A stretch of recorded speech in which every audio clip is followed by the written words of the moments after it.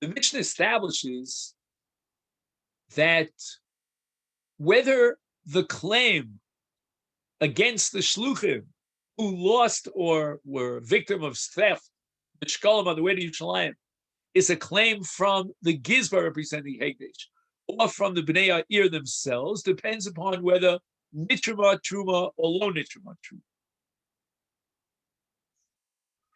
So assuming it was already nitrima truma, then nishbaim legizbarim. If it was lo nitrima truma, nishbaim lebnei ha'ir.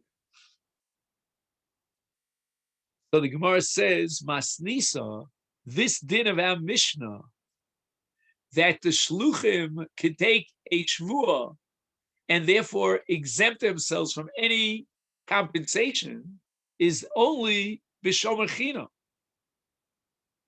Aval b'shomer sachar lo b'da. Lo b'da, again, the din doesn't apply.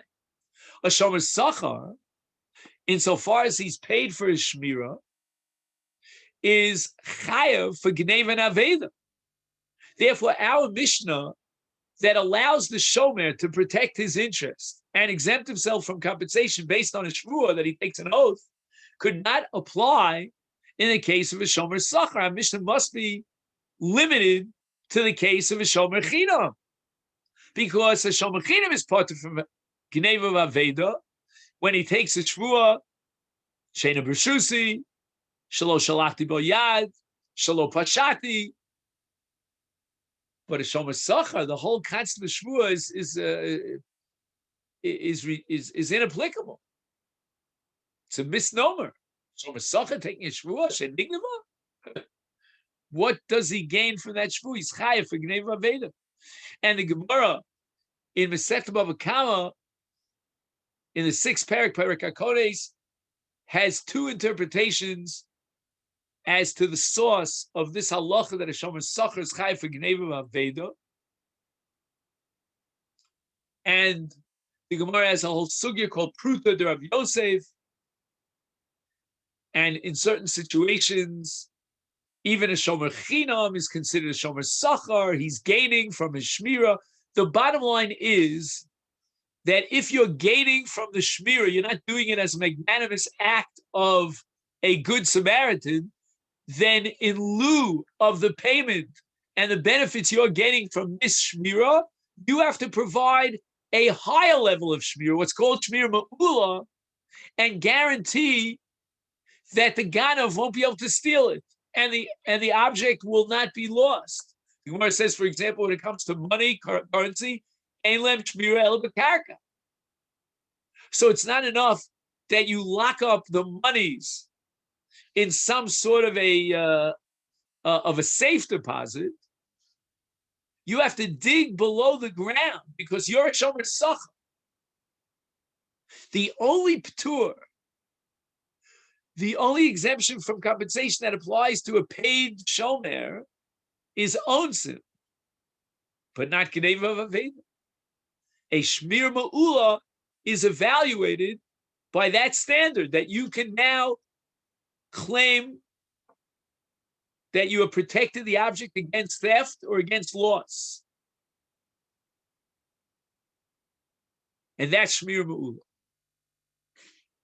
In event that the shomer sachar provided shmir ma'ula and yet the object was stolen, that's going to be an onus. And that's what Gemara is going to point out now.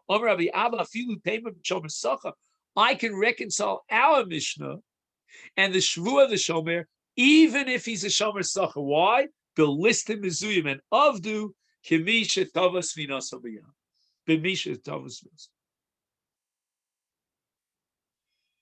There are cases that could technically be included in the word gneva, or the word aveda as described by the Mishnah, which are onsim, where we assume that the circumstances are mitigating in such a way that even if he provided shmir ma'ula, there was nothing more that he could do. It was an armed robbery. We don't expect the shomer to lose his life in protecting the object of the mafkir. And therefore, in the case of listim mizuyan, armed robbery, the shomer could claim onus, and he'll take a shvuah to that effect, even though he's a shomer sachar. Or alternatively, the object, the commodity, or in this case, the currency, was transported at sea on a ship, and the Titanic sunk, unfortunately. So what are we going to do? Are we going to say that you're a shomer sach, you have to pay for that? The answer is no. Why? Because this is called onsen. We don't expect you to be able to protect the ship from sinking. And by the way, a shoel would be chayav in these cases. A shoel is chayav for onsen. A shoel is only part of mesa machmas malach. So Rabbi Abba is telling us that there's no need to get all uptight about this and assume that our Mishnah must be talking about a shomer tzachah, a shomer chinam. It could be our Mishnah is even related to a shomer tzachah. And the loss that occurred was onus, Mr. Mizuyim, or Tova Sfina Bayam.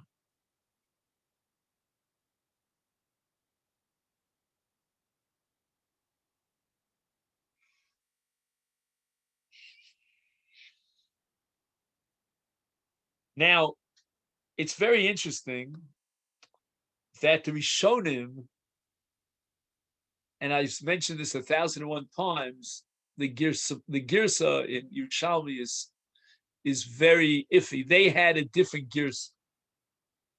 And according to their girsa, and this you'll see quoted in the Taklin Chadatim, it's masnisa b'shomer sachar, aval b'shomer chinam lo bada.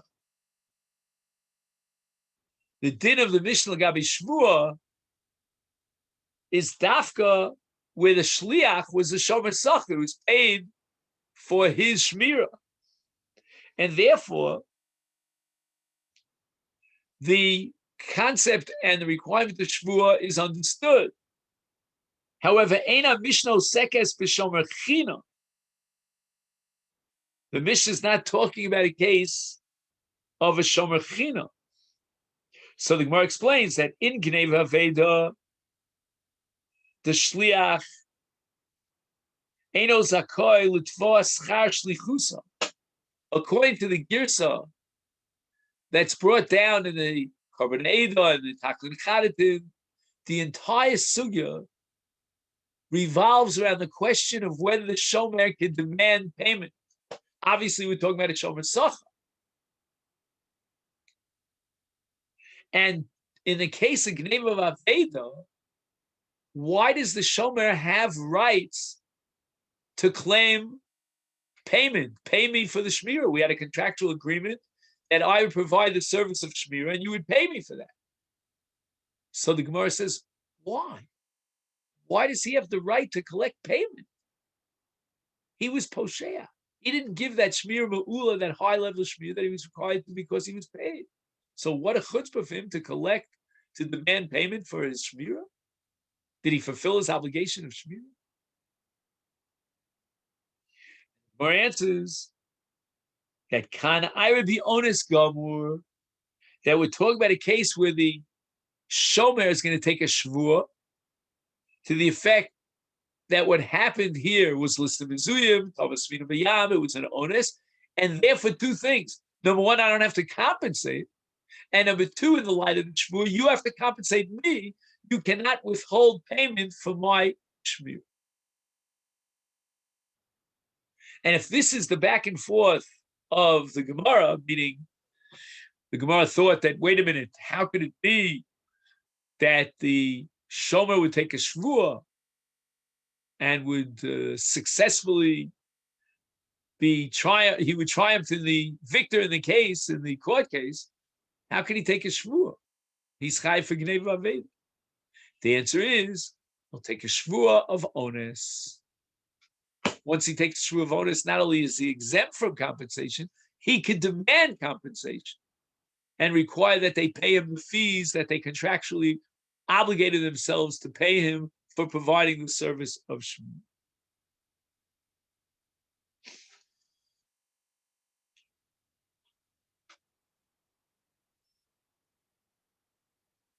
Now we have the sugya of Rav Yusti.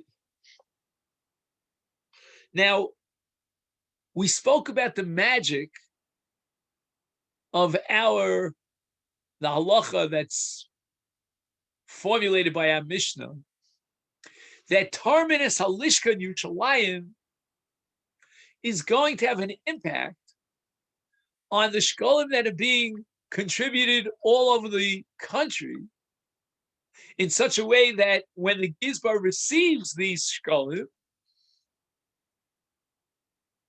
he, representing Hegdesh, now acquires these shkolim on behalf of Hegdesh because they were Tarminis Halishka, Tarminis Hatru. Amar Rav Yusli bar Rav Simon, Asya, this mission could only be understood if it reflects the sheet of Keman the Amar Tarmin ala Gavui v'ala Asid Ligvos, that in Yerushalayim, when they collect the shkolim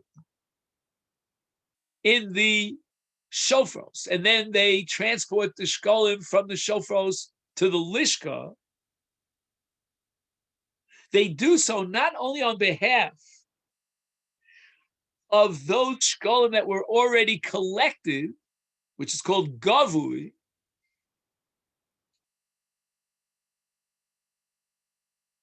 but even for shkolim that were not yet collected.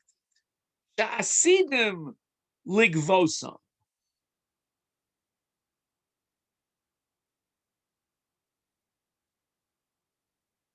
This is really amazing. This is the underlying logic of the magic that we spoke about. That when the Kohanim are Tarminis Halishka, and they begin the process of transporting all the collected shkolim from the shofros and delivering them to the lishka that stood in the Beis HaMikdash, the Kohanim have in mind not only those who've contributed to the shkolim, but those who in the future will contribute to the shkolim. Asidim ligamos. Now let's understand the logic of it. Why would the Kohanim be Tarminis Halishka even on behalf of someone who has not yet been Torah, been Shokel? He didn't give us a shkolim. And the answer is that the great mitzvah of shkolim is to have a part and a partnership in the Karbanos Tzibur. The Kohanim, when they're Tarminis Halishka, they have in mind the best interest of all those who have already and will in the future participate in the contribution, the great mitzvah of shkolim, so that even those who have not yet at this moment contributed, it wasn't covered yet, to the shkolim, nevertheless, they too will acquire ownership in the Karbanos Tzibur.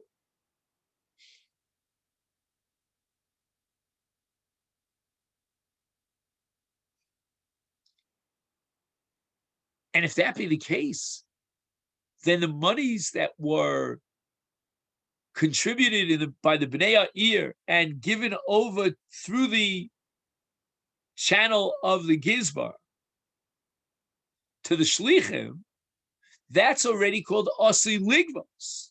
And we're holding now that the Trumas HaLishka operates not only on behalf of Gavui, but even on behalf of Asid Ligvos, meaning the monies that are now delivered and handed over to the Shluchim, that's already Begeder Asid Ligvos.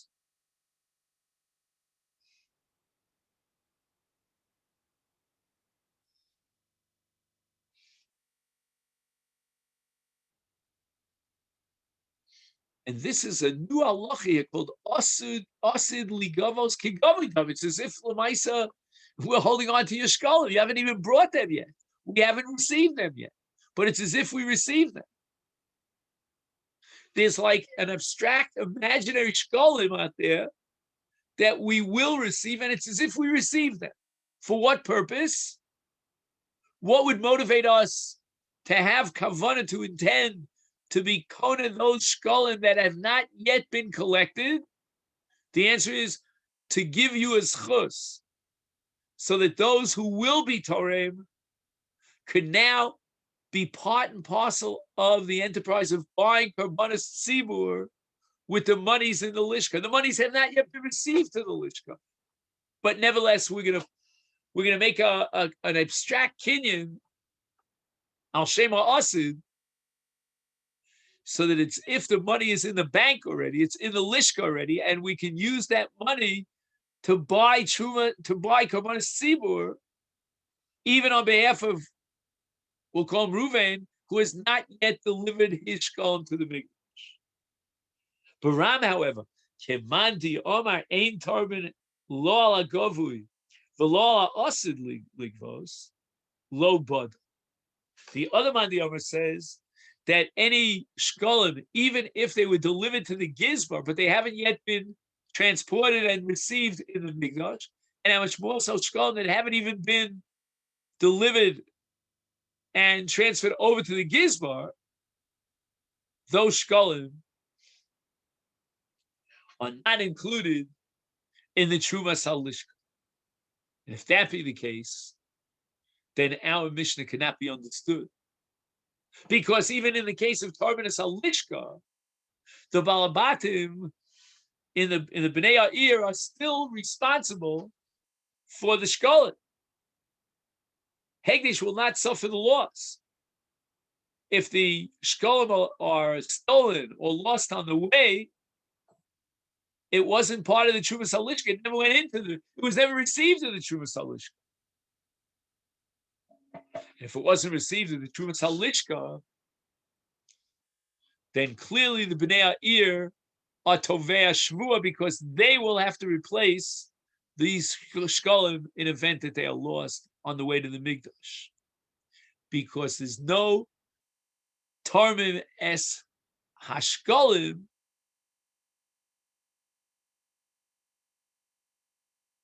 al Shem HaOsid al Agavui shel Adain lo Igia Lelishka v'al Sha'osid Ligvos Shadain lo Nigva. So what we have to understand here, as we go weiter in the sugya, is that the whole Mishnah is predicated or reflects a particular shita that Tarmin ala Gavui v'al She'eno Gavui ala Osid Ligvos. Let's go on. Bnei Ha'ir shesholchu es shikleim, and the shkalim was stolen or lost, and if it was nishbar truma, nishbar legizbarim, but if it's low nishbar truma, nishbar lebnei Ha'ir. Now the Gemara says, wait a minute, what kind of shvua? You're talking about a shvua on shekels? The very moment that shekel was designated for shkalim, it takes on the status of a hegdish. And we have a principle formulated by the Mishnah in Masechet Shavuos, ein nishbar alek nechos.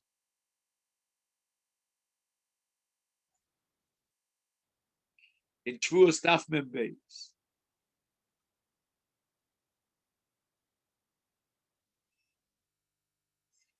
Now, how could that Mishnah say that the shlichim have to take a shvuah? What do you mean, a shvuah on hegdish? There's no such thing as a shvuah on hegdish. Rabbi Lazar, and at this point we have machlokes again. Rabbi Lazar, Rabbi Yochanan. I pointed out yesterday that throughout the Yerushalmi, these are the two bari. These two are the bar pluktas. To Rabbi Shimoni, we can only understand that Mishnah in light of the Shita Rabbi Shimon. We have to attribute the Mishnah to Rabbi Shimon. Rabbi Shimon Omer, Kodshim Shechai Bachrusam, Kinechos of him.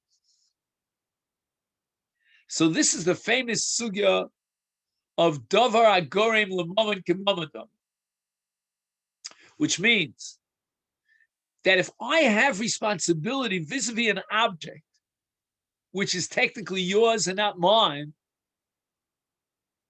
then it's as if that object is mine.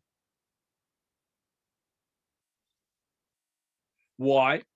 Because since I have achrayus, since I'm meshubad to you, that in event the object is lost, I will have to replace it, then it's like my money. It's like my object. Again, not to exclude your ownership, but it's also my ownership. And Rabbi Shimon validates the ownership of achrayus. So, for example, we're now holding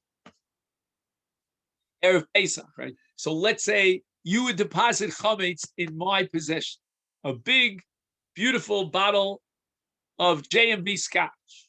It's worth hundreds of dollars. And I take upon myself achrayus as a showman. In such a case, if I don't get rid of this whiskey before Pesach, I will be in violation of Hayirah Bayimatzah. Why? Because Davar Garin L'Mama K'Mama Davar, according to Rav Shimon. In event that this bottle is lost and I can't replace it, I will have to pay you out of pocket. And that gives me ownership on the whiskey, on the chametz, such that now I violate Hayirah Bayimatzah.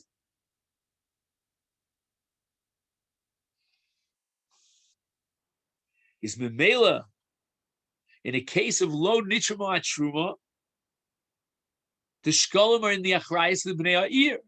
Why? Because if I die in low nitra truma and the shkolim are lost, the bnei ha'ir are going to be obligated to replace the shkolim. Therefore, the shkolim have private ownership. It's mamon hedjot b'kinyono, and it's not hegdish. Again, it is hegdish, but as long as there's one dimension of ownership that we can add vis-a-vis this object, that's enough to be mechayev shvur. The shvur will be chal on the object b'toras bailus mamanis of the davar garim l'mama, meaning of the bnei ha'ir, because we're talking about low nitra with trumasan. They're going to have to dig into their pocket to replace the shkolim when lost.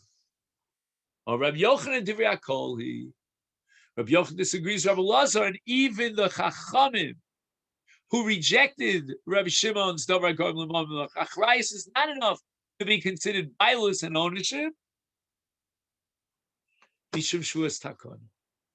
Rabbi Lazar, you're making a big mistake. Your premise is that the shvua in our Mishnah is a shvua d'oraisa. It's nothing of the sort. It's a shvua d'Rabbanan. Those who remember Shnayim Ochsim B'Talis. Do you remember? Ze omer kulashli, ze omer kulashli, ze yisham she'lo bo mech tzipokos mech, ze yisham she'. And the Gemara says the entire entity of shvua over there is the Rabbanan, takona d'Rabbanan. Because on a d'oraisa level, we apply the principle of halach. And the moment I say that that kulishly, I'm admitting that half it belongs to you, and therefore your muchzak and so forth, it's really not even motive of mitzatayna. Ofrakol. But be that as it may, we have precedents throughout Masechet Shavuos to an entity called the Shvua D'Rabbanan. And says Rabbi Yochanan, that's what's going on in our sugya. Now, why did the Rabbanan make this shvua? Why did they establish this new enterprise of a shvua on hekdeshos? And the answer is simple. Because they want to make sure that people will be very careful about hekdeshos, and they will watch and protect meticulously so that hekdesh doesn't take a loss. So in order to drive this point home, they dramatize it by saying that if an event, the shkolim, the hekdesh somewhere gets lost on the way, you'll have to take a shvua. The Torah would exempt you from shvua because they nishman like deshos, but we're going to insist on the shvua to such an extent that if you don't take the shvua, you'll have to pay out of pocket. We're not going to even offer you the option of not taking the shvua. You'll only be able to get off the hook if and when you take a shvua. That's a shvua d'Rabbanan on hekdeshos.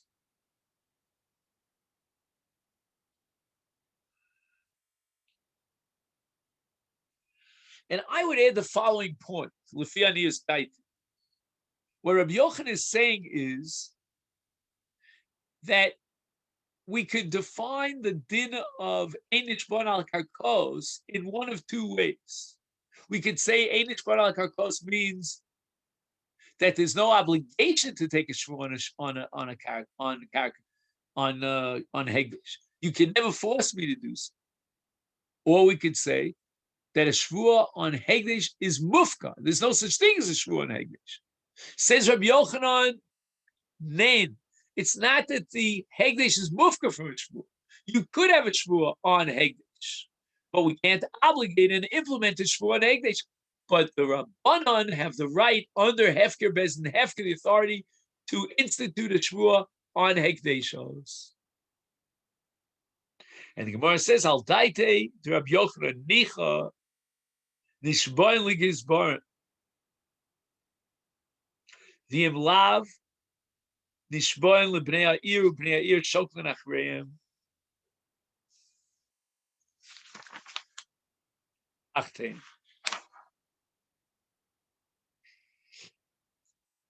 What do we do in the case of Nitrama Truma? The Mishnah says that if Nitrama Truma, then the Shvu of the Shomer is taken vis-a-vis the Gizbar. Once it was Nitrama Truma. Wait a second. Ein Nishbon al Karko al Hegdeshos. There's no Shvu on the Hegdesh. So what are you going to tell me? Davar Gorim L'Mamon K'Mamon.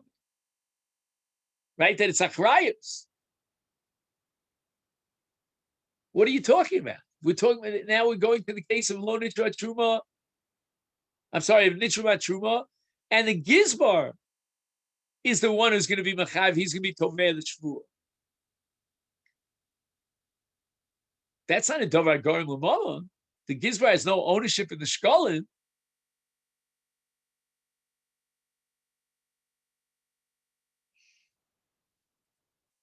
So Aldaiti, the Rabbi Yochanan Nicha. If the whole institution is the Rabbanan, the Shvua, the Rabbanan instituted the Shvua, even in the case of the Gizbarim, of Nitramat Truma.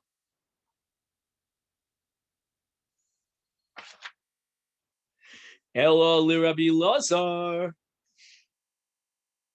is Nishbain lebnei ha'ir Chadahi the Rabbi Shimon. But Nishboim Gizbar Ma'aviditayu. Bishleim, I say, according to Rabbi Lazar, you explain very well the case of Nishboim Bnei Ha'ir, because the Bnei Ha'ir have vested interest in these shkalim. They'll have to replace it if lost in the case of Lo Nitra Truma and Davar Gar L'Mamon K'Mamon. But in the case where Nitra Truma, and there the Mishnah says Nishbarim L'Gizbarim. What does that mean, Nishbarim L'Gizbarim? Because of the Gizbarim, we're going to be Mechayiv Shvua to the Shlichim?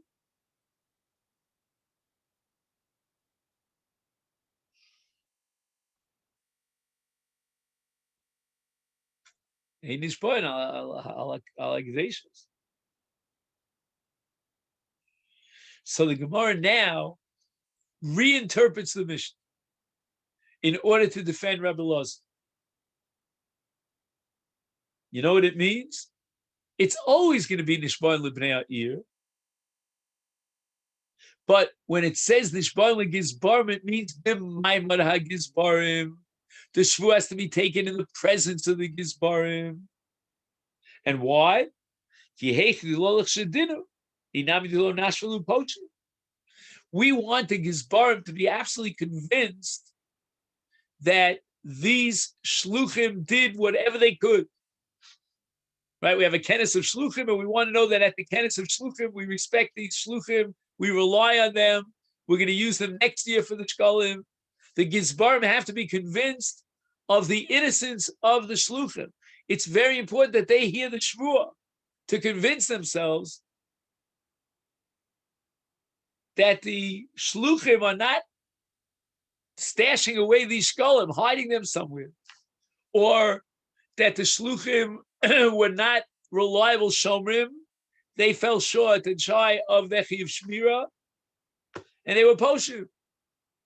We want to clear the reputation of the Shluchim in the eyes of the Gizbarim, because his bar would use these same shluchim year in and year out. We want to know if the shluchim are reliable. So to convince the gizbarim beyond question, don't even think, don't suspect these shluchim of either stashing away the shkalim for themselves or they were poshim in the shmur. Let the gizbarim be there present when the shvur is taken.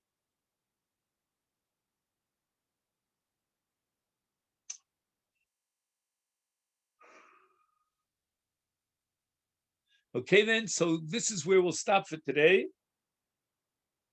Here on Daf Hey Amid Beis, and Mir Hashem will continue tomorrow.